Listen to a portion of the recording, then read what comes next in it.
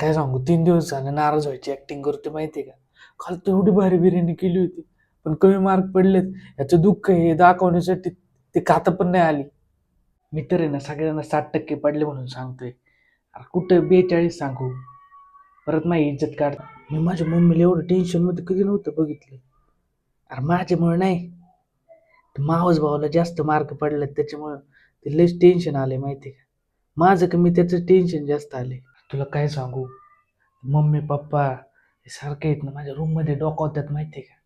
त्यांना वाटतं मी काहीतरी करून घेईन. अरे कशाला काय करू, तर निवांत सुट्ट्या लागल्या तर एन्जॉय करायचा. अरे पुढं काय करायचं विचारलं ना, मी तर सांगणार BA करणार आहे आणि UPSC करणार आहे. हा, आणि एवढं मार्कावर तर आपल्याला काय मेडिकलला थोडी ऍडमिशन भेटणार आहे. त्यात बी वाटलं होतं पास होतोय की नाही, पास झालोय ते महत्वाचं आहे.